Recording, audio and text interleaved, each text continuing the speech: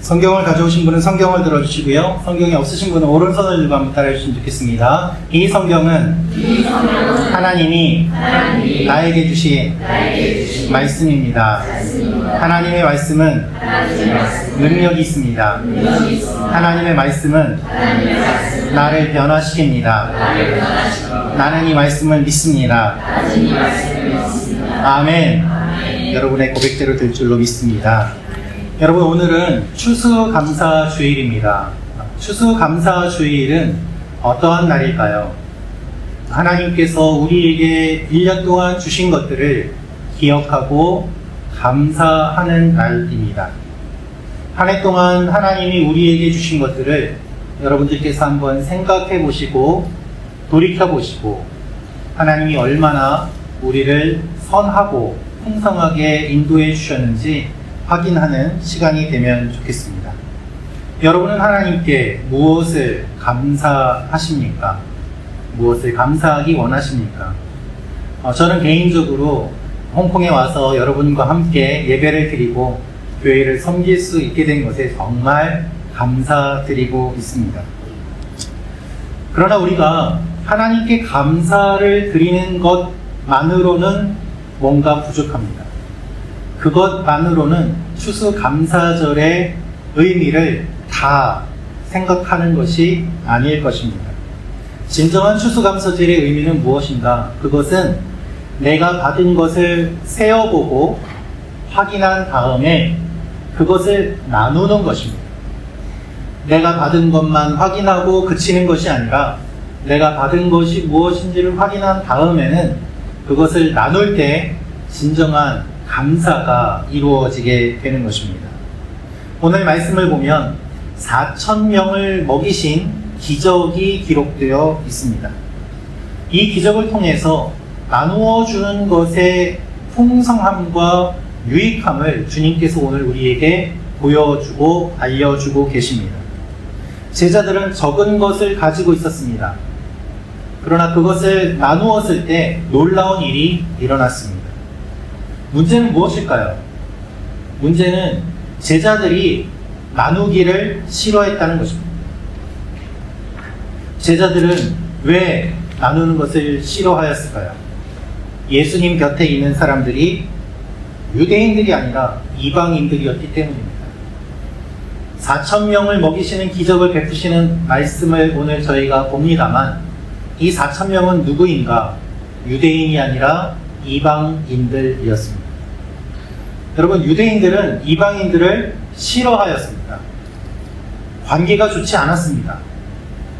우리는 구원받은 하나님의 백성인데 이방인들은 그렇지 않다라고 생각하면서 이방인들은 마치 개와 같은 취급을 할 정도로 유대인과 이방인의 관계는 아주 좋지 않은 관계 가운데 있었습니다.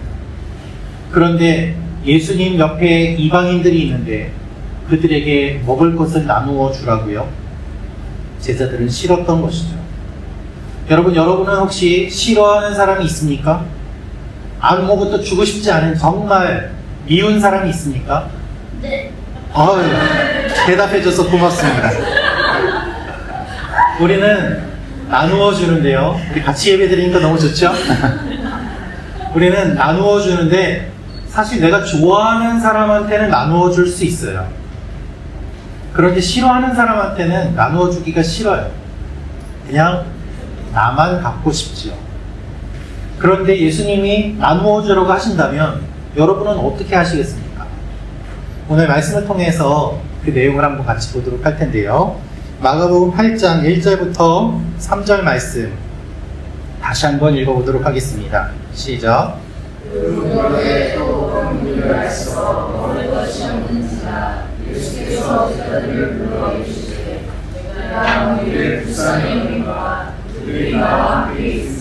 이미 사흘이 지났으나 먹을 것이 없도다.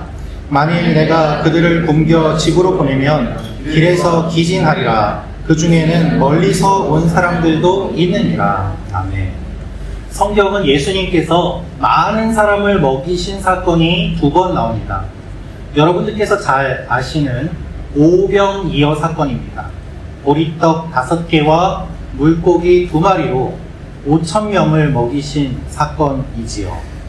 다른 하나는 오늘 우리가 읽은 7병2여 사건입니다. 떡 7개와 물고기 2마리로 4,000명을 먹이신 사건입니다. 둘은 비슷하지만 좀 다릅니다. 5병이어 사건은 사복음서 전체에 기록되어 있습니다.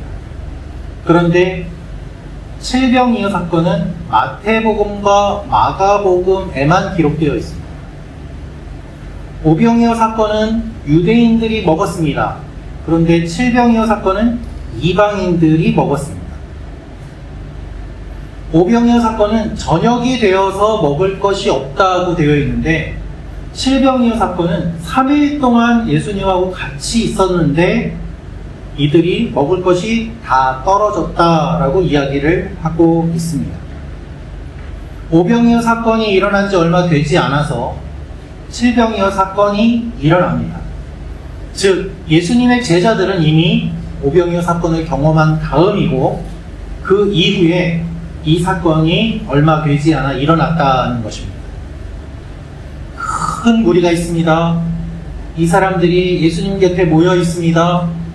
그런데 예수님과 같이 지내면서 3일이라는 시간 동안 예수님 옆에 있는데 먹을 것이 다 떨어졌습니다. 3일 동안 예수님이 무엇을 하셨는지 정확하게 나와 있지는 않습니다. 기적을 베푸셨는지 말씀을 가르치셨는지 정확하게 모르지만 우리가 알 수 있는 것은 이 사람들은 먹을 것이 없어도 예수님 곁을 떠나지 않을 정도로 예수님에 대해서 열심을 품고 있었다는 것입니다. 말씀 듣다가 나 배고프니까 집에 가야지 이것이 아니라 먹을 것이 다 떨어질 정도로 이들은 예수님과 계속 같이 있었습니다. 예수님과 있는 것이 좋고 예수님만 바라보았고 예수님과 더 있고 싶은 마음이 있습니다. 이들이 누구입니까? 유대인이 아니라 이방인이라는 것이죠. 그것이 특징입니다. 예수님이 보시기에 이 사람들을 지금 돌려보내도 배가 고파서 가다가 쓰러질 정도가 되었다는 것입니다. 그림 한번 보시겠습니다. 네, 먹을 것이 없습니다. 먹고 싶은 것들이 막 생각이 납니다. 하지만 배가 고프고 먹을 것이 없고 이 먹을 것을 구할 것도 없습니다. 예수님께서는 이 사람들을 보신 것이죠. 보니까 불쌍해요. 긍휼한 마음이 들었어요. 불쌍하다는 뜻은 마음속에서 뜨거워졌다는 것을 뜻합니다. 이 사람들을 보니까 마음이 뜨거워지고 불쌍하고 어떻게 도와줄 수 있을까 하는 것이 예수님의 마음이었습니다. 그런데 제자들의 마음은 어땠을까요? 제자들의 마음은 불쌍하지 않았습니다. 뜨거워지지 않았습니다. 제자들은 이 사람들이 싫습니다. 그래서 제자들은 이렇게 이야기합니다. 이 광야 어디에서 떡을 얻습니까? 4절 말씀 같이 읽도록 하겠습니다. 시작. 제자들이 대답하되 이 광야 어디서 떡을 얻어 이 사람들로 배부르게 할 수 있으리이까? 여러분, 예수님은 이 사람들을 보고 계신데 제자들은 무엇을 보고 있습니까? 광야를 보고 있습니다. 예수님, 광야에서 떡을 어디서 얻을 수 있습니까? 돈도 없고 떡도 없습니다. 살 곳이 없다는 거예요. 빈털털이에요. 그림 한번 보시겠습니다. 없어요. 통장에 잔고도 없고 지갑에 돈도 없고 돈이 있다고 하더라도 이 사람들을 다 먹일 수가 없어요. 그런데 여러분, 말씀드린 것처럼 예수님의 제자들이 얼마 전에 오병이어 사건을 경험하지 않았습니까? 그렇죠? 그런데 이 많은 사람들을 먹이시는 것을 보았고 자기들이 떡을 나누어 주었고 그것을 경험하였음에도 불구하고 비슷한 상황인데 이번에도 제자들은 믿음이 없습니다. 광야를 보는 거예요. 어디에서 이걸 사겠느냐? 돈이 없습니다. 이 사람들이 불쌍하지도 않고 빨리 떠났으면 좋겠다는 것이 제자들의 마음입니다. 예수님이 메시아이신데 우리들만의 메시아면 좋겠다는 거예요. 유대인들 5,000명을 먹일 때는 좋았는데 왜 이방인들 4,000명까지 먹여야 되는가? 예수님의 제자들은 이해가 되지 않았던 것입니다. 여러분, 어떤 분은요, 사람을 보지 않습니다. 광야만 보는 분이 있어요. 싫은 것만 생각합니다. 안 되는 것만 봅니다. 부정적인 이야기만 합니다. 그러면 아무 일도 일어나지 않습니다. 그러한 사람은요, 돈을 많이 줘도 싫어해요. 아, 이거 관리하기 힘든데, 귀찮은데. 높은 자리에 올려줘도 싫어해요. 책임이 많아지면 난 힘든데, 귀찮은데. 높은 자리 줬다고 불평하고, 돈 줬다고 불평하고, 뭘 해도 불평하는 사람이 있다는 것입니다. 왜요? 마음이 비뚤어집니다. 여러분 가운데 그런 분이 한 분도 안 계시기를 축원합니다. 여러분, 광야를 보지 마십시오. 예수님을 보십시오. 불쌍한 사람들을 보십시오. 굶고 있는 사람들을 보십시오. 그러면 생각지도 못한 일들이 일어나게 되는 것입니다. 예수님이 무엇을 보고 계시는지를 보면 내 눈에 안 보이던 것이 보여요. 제자들의 눈에는 지금 광야만 보이는데 예수님 눈에는 굶고 있는 사람들이 보입니다.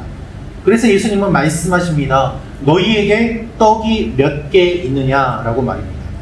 마가복음 8장 5절 6절 말씀 같이 읽도록 하겠습니다. 시작.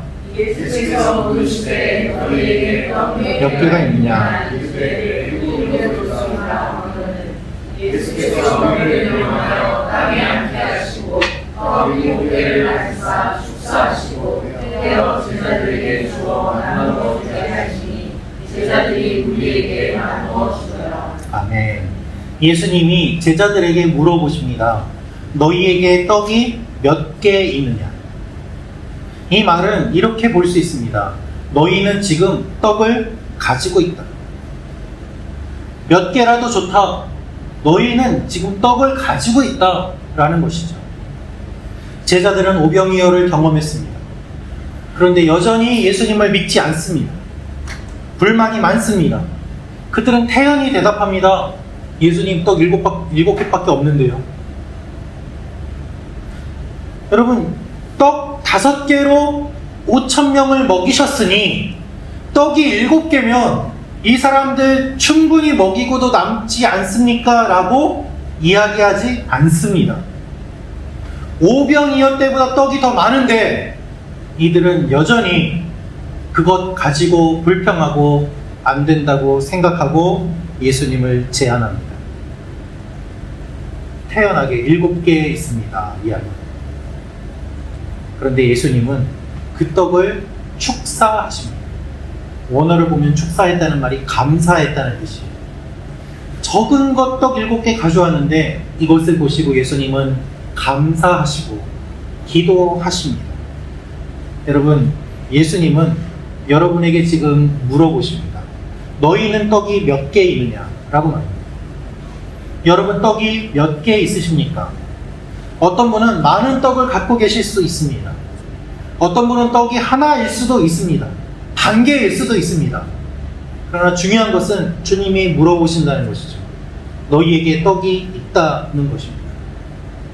몇 개든지 상관없고 너희에게 떡이 있다. 내게 무엇이 있는지 먼저 세어보고 확인하는 것이 중요합니다. 여러분, 누구라도 무엇인가 하나는 가지고 있습니다.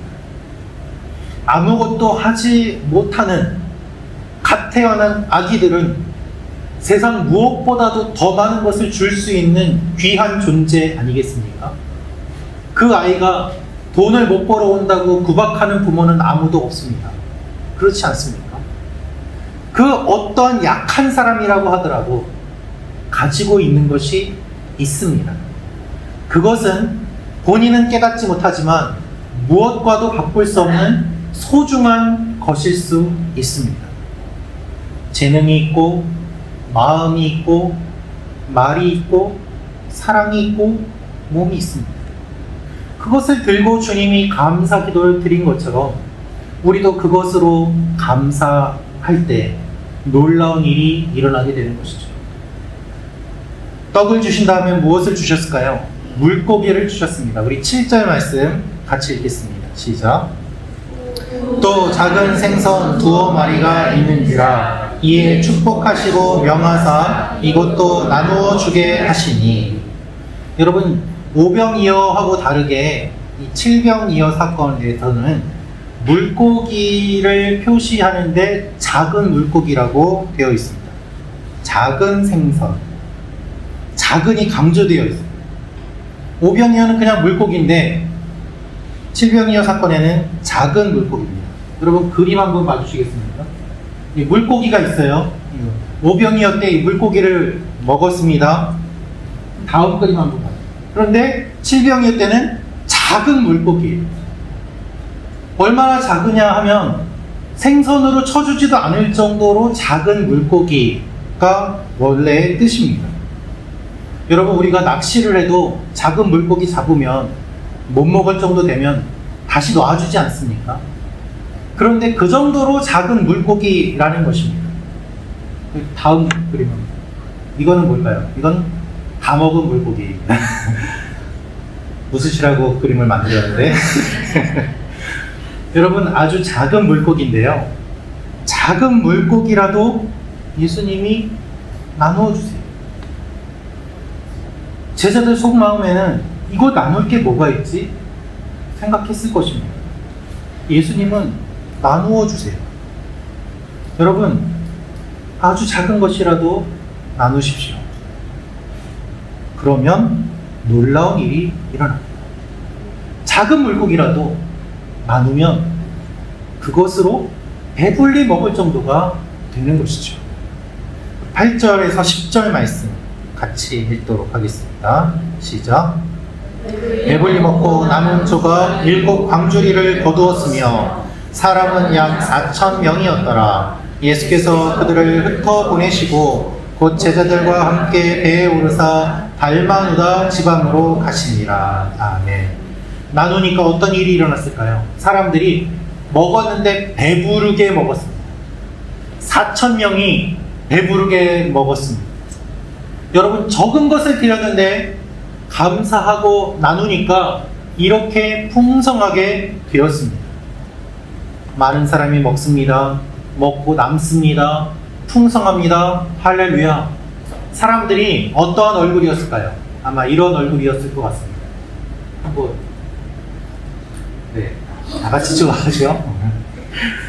여러분, 여러분이 갖고 계신 것이 아무리 작은 것이라고 해도 감사하고 나누면 놀라운 일이 일어나고 새 일이 일어나고 기뻐하는 사람들이 생기게 됩니다.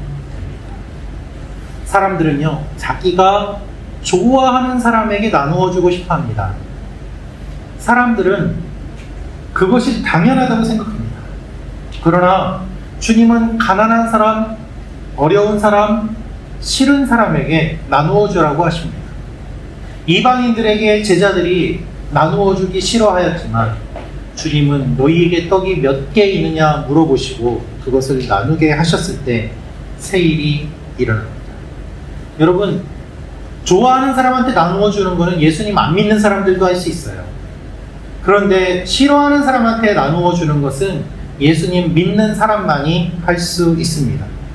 그렇기 때문에 그럴 때 더 놀라운 일이 일어나는 것이죠. 예수님께서 이렇게 많은 사람들을 먹이셨지만 이 일을 보면서 다 좋아하는 것이 아니었습니다. 화를 내는 사람이 있었어요. 11절 말씀 제가 읽어드리도록 하겠습니다.